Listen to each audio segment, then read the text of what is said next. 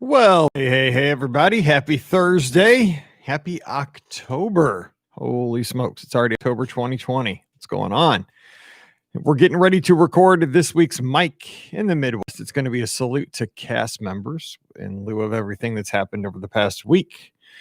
I figured that was appropriate. I know it's not kind of a memory of childhood, but it's a memory of mine from my point of view on how much cast members have randomly made each and every vacation better. So I have kind of a slight angle we're going to take in today's show. But again, thanks for being a patron. Thanks for being here. It really does help us keep the lights on, keep everything going. You know, travel's bouncing back a little, but it's definitely not where it was. But we're going to make it. And I sure appreciate you helping us so very much. My allergies are killing me today. Oh my gosh, here in the Midwest, it's a mess. It hasn't rained in ages, and it's windy, and Mallory's been sneezing. I've been sneezing. My eyes are burning, but we'll make it. I can't take Benadryl, or else I won't be able to get my work done. I'll be out like a light. All right, let's see here. Episode 15. Mike in the Midwest. Here we go. Welcome to episode number 15 of Mike in the Midwest, a mini podcast for the patrons of the Be Our Guest podcast. My name is Mike Rallman. I'm obviously the host of the Be Our Guest podcast. Thank you so much for being here for yet another mini show where we talk about memories of growing up here in the Midwest. But today, we're going to have a slight diversion with the news of this past week. I've been doing a lot of thinking, which is kind of scary sometimes. But today's show is going to be a salute to cast members. We're all Disney fans. If you're a patron of the Be Our Guest podcast, you are a diehard Disney fan. You love the destinations. You probably love the product as a whole. And today, we're going to talk about the folks who have made the magic possible for all of us on all of our trips. So I can't wait to celebrate cast members. I know that it's been a rough week with over 28,000 cast members being laid off. We're hoping that that's not forever. We're hoping that's just a little so long for now, and that we get to see them very soon once travel does resume. But we don't know. So we're going to salute all cast members today because, in my opinion, cast members are who make the magic for all of us. They're just as important as Cinderella Castle or Space Mountain's rockets. They are the life and blood of what makes a Disney vacation awesome. So we're going to talk about that in a unique way here in just a second. But before we do that, I'm going to jump into some feedback from last week's podcast where we talked about toys from the 80s. I went through a list that was on some website, top 100 toys of the 80s, and just kind of pulled out some of those that I had personal attachments to. And we got a lot of feedback here, and I want to share some of that. Kelly in the patron group over at Patreon says, "Oh goodness, between myself and my two older sisters, we probably had 90% of the toys you mentioned. Anything Fisher-Price was my favorite. I had the A-frame house, a little station wagon for the family, the school with the merry-go-round, and so many memories.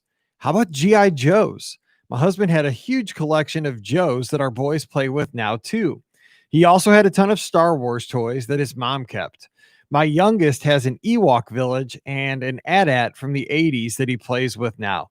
Here's the thing. I didn't have hardly any G.I. Joes, and I don't know why. My uncle was in the Army, and I really respected him. Uncle Jim graduated from the Army. He's now a pastor down in Southwest Missouri. But for some reason, I didn't have G.I. Joes at all that I can remember. And also, I didn't have Star Wars toys, and I don't know why I didn't have Star Wars toys. Everybody did. The one toy that I did have, I had a Millennium Falcon. Now, it wasn't a huge Millennium Falcon. It was kind of a medium size. It wasn't tiny either. It was a medium sized Millennium Falcon. God, I love that thing. And then I remember when because after the Return of the Jedi came out, I think it was in 83, Star Wars was kind of just on the back shelf. It was like done. There wasn't going to be some big, universe that was going to go on to 2020. We didn't know about any of that stuff. We thought 3 movies were done. And I remember looking for that toy, later in my childhood and just could not find it. God, I would love to find that Millennium Falcon somewhere. But my parents, they didn't hang on to anything. I'm not that lucky. Like my kids, I have girls, and so they probably wouldn't play with a lot of the same toys. But I just, I don't have that same thing that so many people have where, you can pass down these durable toys like Fisher Price, Star Wars action figures, Joe's, stuff like that. So it's pretty interesting. Francesca over in the Patreon, thank you so much for being there. Says, was obsessed with my Cabbage Patch Kid that my parents went through hell to find. Sorry. My brother started collecting Garbage Pail Kids trading cards shortly after. My parents thought they were inappropriate, so of course that made them cool. I also love my Strawberry Shortcake doll collection and Fisher Price Alfie. I don't know Fisher Price Alfie, but I do know Strawberry Shortcake was something my sister had a ton of. And I remember like those dolls really did smell like, I guess like strawberries. I do remember that. That was kind of interesting. Garbage Pail Kids. Let's talk about that for a second. Those cards, because I remember those from like middle school, probably maybe elementary school. We'll talk, I've mentioned on the show here that I went to a private Christian elementary school called North County Christian School. And it was very small. There was only one grade for my age group. So like second grade, third grade, fourth grade, fifth grade, sixth grade, same kids. There was only one of each class. So you always had the same kids every year. Now, this was a very, very conservative school that was housed at a Nazarene church. Super conservative. And when Garbage Pail Kids came out, you would have thought it was like we were worshiping Satan, if you got caught with one of those things. But they were fun. I mean, they were so gory, the little graphics. I don't think they were making anybody turn to the dark side, for your lifestyle. But it was just fun because they were catchy, and they were the anti-Cabbage Patch Kid, right? The Cabbage Patch Kids, you would buy them in the box. As I recall, they would have a birth certificate. You didn't get to name them because they already came with a name and a birth certificate and all that stuff, and you nurtured them. And then you had the Garbage Pail Kids that were, had eyeballs hanging out and, some kind of nuclear waste on them and all that stuff. And they had little backstories on them. And the thing was, I was a huge baseball card collector, right? I loved baseball, and I'll have to make a video of some of my old baseball cards because I still do have those. But it was so funny that Garbage Pail Kids were something that were inexpensive, that you could collect, that you could trade, that you could barter. It was almost like it was a currency for like fifth, sixth, seventh grade kids. And you got to bring those to school. And of course, it was always a cat and mouse game with the teacher, right? You didn't want to get caught with them. And you wanted to see what you could get away with. Who had the most gory cards? Who had the most coveted card? I will say that, we always see things coming back around. Like right now, I was listening to a podcast this morning on my run, and they were talking about how in 2019, vinyl records are now outselling CDs for the first time since the 80s, right? Because CDs kind of replace vinyl, but vinyl's become kind of hip. And CDs are falling off the face of the earth because everything's going digital. So vinyls come back around in a little bit, kind of the same thing with this when I became a teacher. So I used to be the student trying to keep everything away from the teacher, right? Then I became a teacher in 1999. In about 2002, 2003, Pokemon cards became like all the rage. I mean, they were everywhere, these Pokemon. And I was never into Pokemon, but I just know my kids had Pokemon cards. And oh man, I was on a mission to catch them with those Pokemon cards. I didn't know why I cared, but it was like a game, right? And I like to play games and I like to win. So I was always trying to say, like this kid thought he was so sly. Like, I don't know, you have a Pokemon card? Yeah, right. I got it. And so I still to this day, I went through my old desk. I have tons of Pokemon cards that I took from kids that I just happened to not give back. Not that I didn't want to give them back. It's just like the end of the school year happened and they were in my desk. All right, next person. Long story there. But I guess that's what this is all about.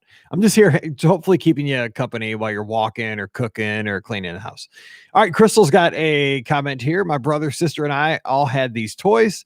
Our dad, who is a truck driver, is a true artist at heart. He can make the most amazing designs on an Etch-a-Sketch.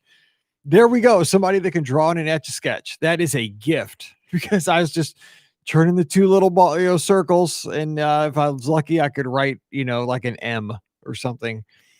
She says moving both knobs at the same time creates angles, circles, and different organic shapes, depending on the directions you move them. So impressed when I first learned that as a kid. When we got one for our son, my dad came over and played with it. We ended up giving him the Etch-a-Sketch. Nice. So dad got an Etch-a-Sketch years and years later. Yeah, I don't know. I can't draw with a pen and pencil though. So I think that's part of my problem is that I'm not artistic. I'm not creative. But it is interesting to know, okay, if you do have one, Turn them at the same time so you can get some angles and circles. My good buddy Scott Wortman says, Star Wars action figures. Santa never got me the 1980s AT-AT or the Nintendo NES Rob the Robot. However, I got both off eBay this year. You know what? That is so true. How many times now that we have the means and a little bit because we're the grown-ups nowadays and we have jobs. Yeah, I didn't have a Nintendo when I was a kid either. I had a Commodore 64, and I'm going to do a whole show about that soon.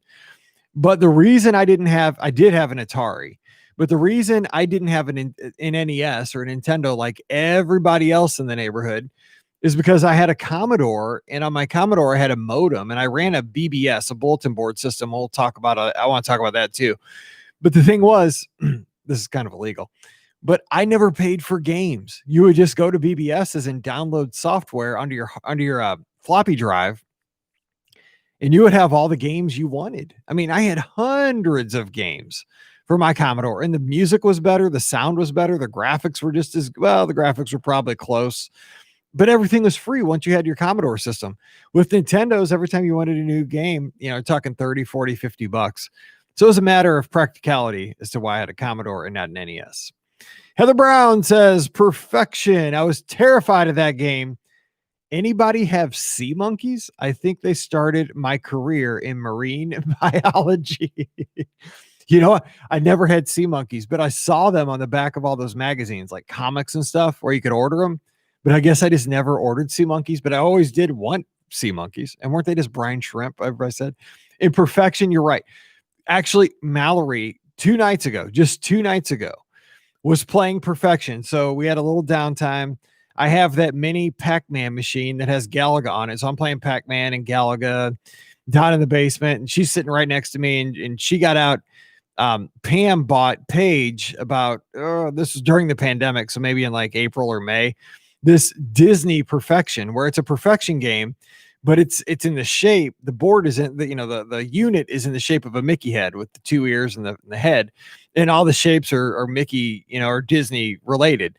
So she pulled that out. She's playing that, and just watching her play that game stressed me out because it's just like, and it's go, wow, get you.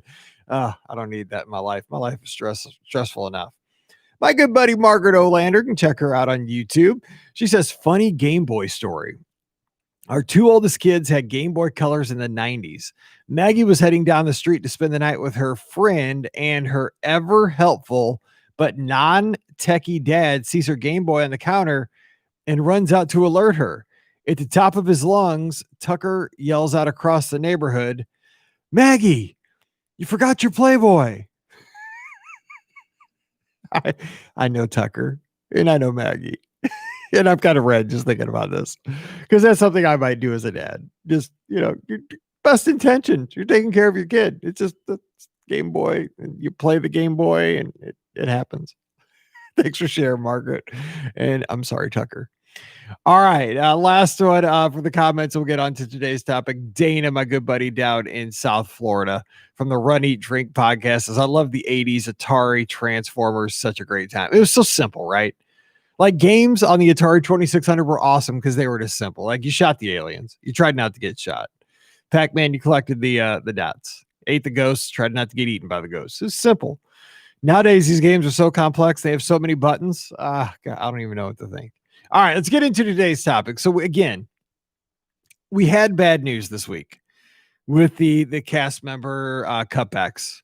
Now, I will say that I do understand that Disney has to do something, that you can't employ this huge workforce when you don't have restaurants open at 100%. You don't have all the resorts open.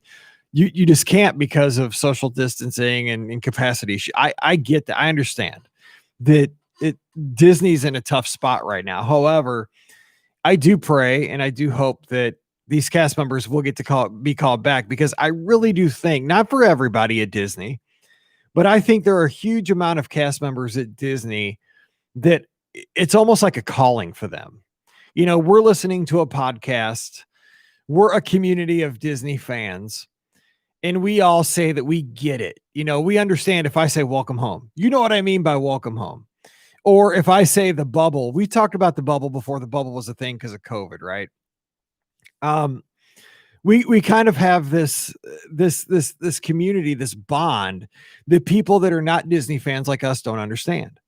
And I kind of feel that too. I make my living now working, selling the Disney product, Disney, vacations, cruises, trips to Disneyland, Walt Disney World, Adventures by Disney, because I believe in it. I know that it's made the greatest times in my life, and I'm so blessed because of it. So I get it. It is almost like a calling. It's something that I love and that I'm passionate about. And I think most cast members, it's the exact same thing for them.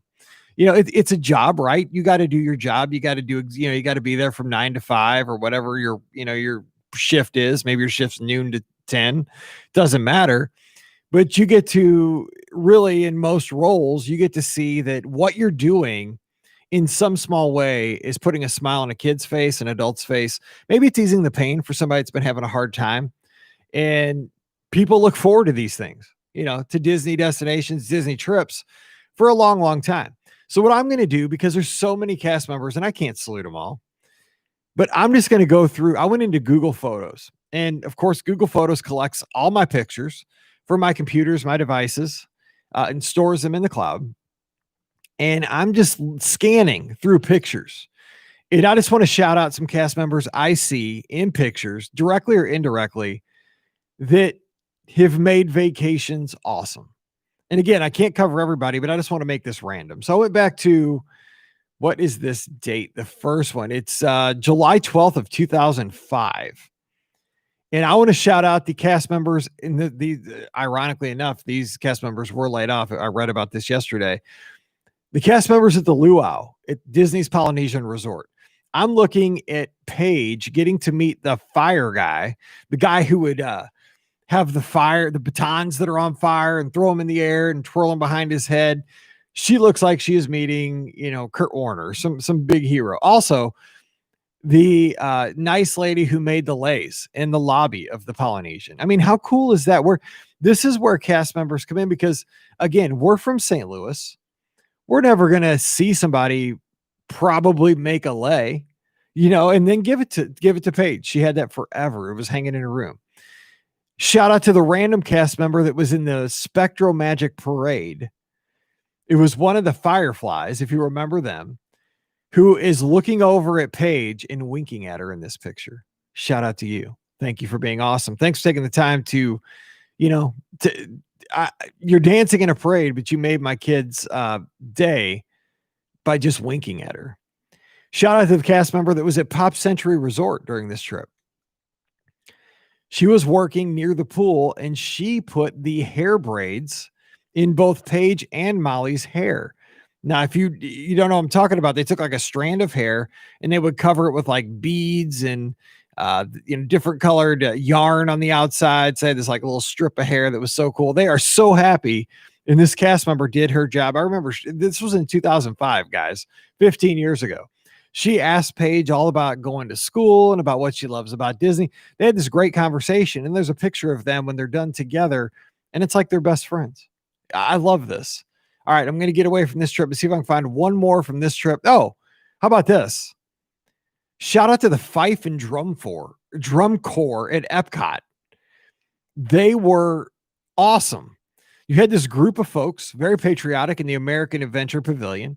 They'd play the drums, the bass drum, the snare drum. They carried the flag. Somebody would play the fife.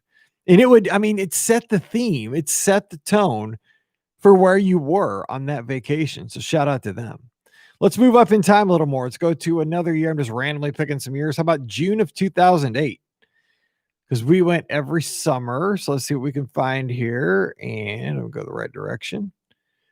And I bet you I can find a cast member here that is making some magic, just going through pictures. Yes, I do. I see a cast member at Garden Grill. This cast member is Chip or Dale. I always get them confused. And it was one of our, great meals that we had, a character meal. And Paige is standing there with Chip or Dale. Let me see if I can zoom in. It's Chip, because it's a brown nose, and they're just having a great time. And I appreciate that. So the cast members that help the characters, you guys are amazing. Thank you. Also on this trip we got to do, oh my gosh, Mallory was so small. She must have been, so what? This was 2000. Yeah, she was 6 months old because this was July 24th, 2008. We did an Illuminations cruise. Remember those where you got to cruise out of beach club, or you cruised out of yacht club, actually.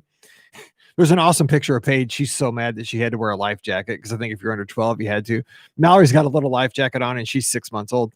Shout out to that person who's driving the boat, who really made us feel like rock stars for 2 hours, trolling around Crescent Lake, taking us to see the fireworks, that, like you're just a VIP out there on the water. Those folks are awesome. Also, shout out to all the folks that I've gotten to fish with because of Mark Yerkes that do a great job. I believe Mark is one of the great cast members that does that, takes people around. All right, in this trip, let me just scan through and see if I can find another great cast member person that I can shout out that made our trip even better. Well, actually, let me go to another. Let me move up in time here. Let's go up to 2011, see what we find. So this one is oh my gosh. Okay, so this one is a cruise. So on this cruise, we got to meet a cast member at check-in for the podcast cruise, and just, going through the, filling out your forms, giving them your credit card. They give you your key to the world card for the entire cruise. Speaking with this lady, she was from St. Anne, Missouri, which is right near Florissant, where we lived at the time. We struck it up, and this cast member didn't have to. She asked us if we wanted to be the family of the day and the first ones on the ship. I still remember that. Mallory still talks about that. Paige still talks about that. And it was an amazing, like, for a Disney fan, she didn't have to do that, but she made us the family of the day, and we will never forget that. How cool is that? 2011. Let me scan through this trip and see. Here's another one. How about the Dapper Dans? They sang. They announced that we were celebrating our anniversary on Main Street USA, Pam and I, because our anniversary is also in June. And they sang some kind of a little, not a whole song, but a modified version of a song. And it made us feel awesome. We got a picture with the Dapper Dans. I mean, that kind of talent, we appreciate that, right? We appreciate that so much. Let's see here. Scrolling around. How about a great cast member at 50's Primetime Cafe? We got our picture with them.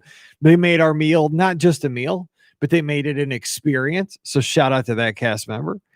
Let's see here. Going through, it's so easy to find cast member interactions all over the place. Just go through your pictures, guys. And even old pictures. Shout out to this cast member that was at, where's this? Mexico, that was working the retail stand right there along World Showcase Lagoon by what is now La Hacienda restaurant. And she's standing there, and we have the big sombreros on. Mallory has one on. Paige has one on. I have one on. And we're just having a good time, just celebrating, basically just having a good time. Let's see if I can find any others. Well, let's go to a different trip, kind of hop around so I can get some more moments in here. We'll wrap this up here shortly. It's hard to just like call out some cast members. I just wanted to randomly do it because cast members are everywhere and they make our trips so great. And I love them. Let's see here. Another cast member moment. I'm looking through here. It's just so easy to find. So how about this time? So look at the date on this one. There's two in this one on this day that I got to shout out.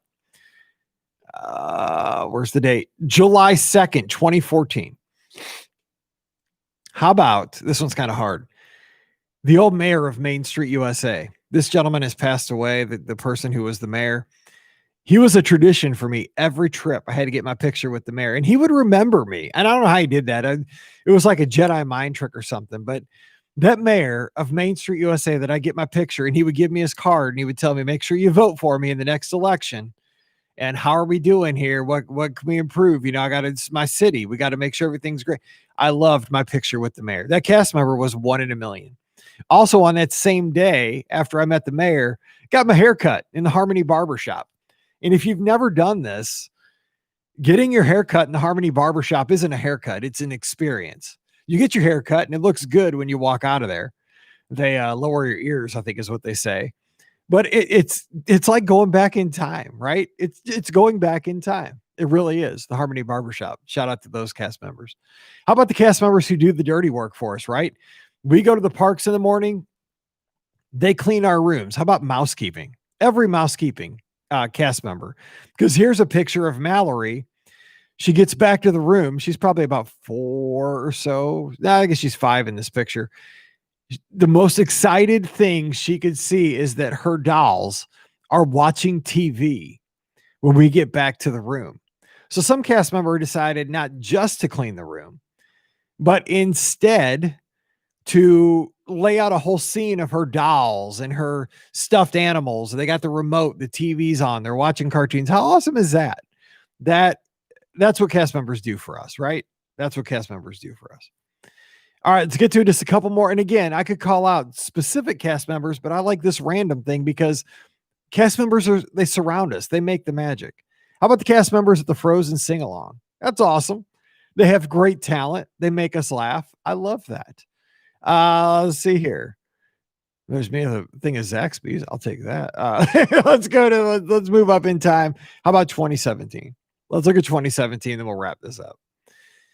And oh my gosh, what about the cast members that used to do the great movie ride? The cast members that were the gangsters, or they wrote, they would reach up and they would, get turned into a skeleton in the Indiana Jones scene. I love that.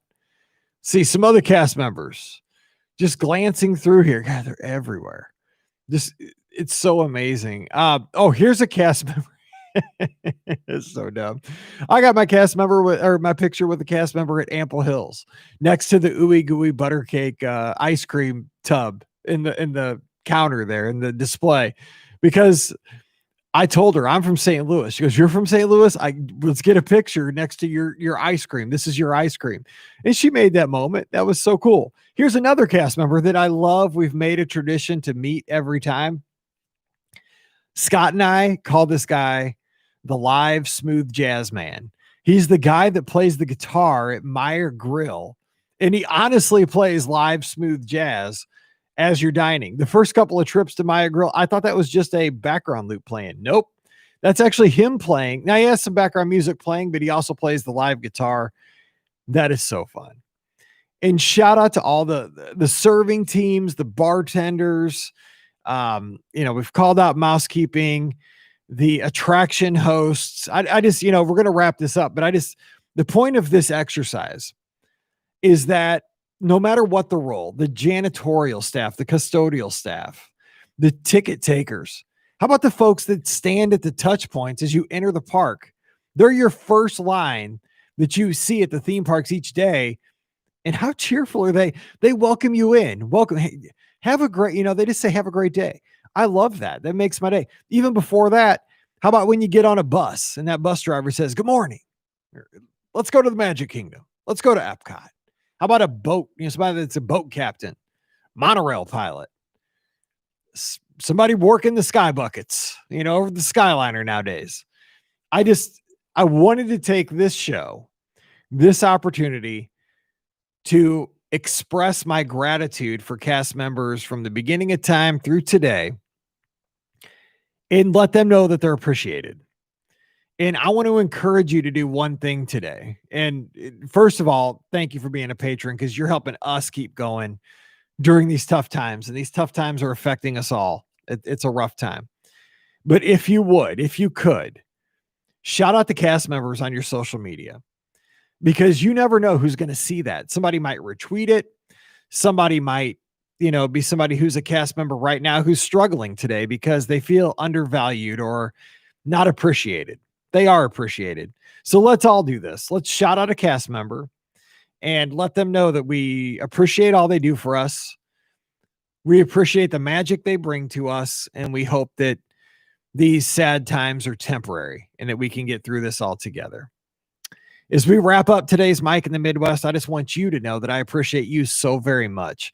You don't have to be a patron of the show. The show will always be free. I'm always going to do my very, very best for everybody so that we have a community that we can rally together. We can share Disney memories. We can share laughs a few times a week. And we have the good stuff right here. But I do appreciate that you are going above and beyond so that we can keep doing this show, that we can keep the magic alive, and that you are helping just get through this rough time. So I wish I could say more than thank you, but thank you so much for being there. Please do come over on the Discord server. I know I say this a lot, and I know that we have about a third of our patrons over on Discord. So come on over and join us. It's a 24/7 live chat. We have such a good time sharing pictures, sharing stories, just kind of sharing what we're going through. So just go right here at patreon.com/BeOurGuestPodcast. There's a post just down a little bit. Just find it there. It says join us on Discord. Click on the link. It's just for our patrons. And please do join the conversation today because I'd love to have you over there. All right, that's going to do it for today's Mike in the Midwest. Sorry that it really wasn't a trip down memory lane so much as a salute to all cast members, because these cast members bring their talents, they bring their passion, and they make every trip awesome. So you stay safe, stay healthy, and we'll see you real soon. Thanks, everybody. We'll see you soon. Have a good one.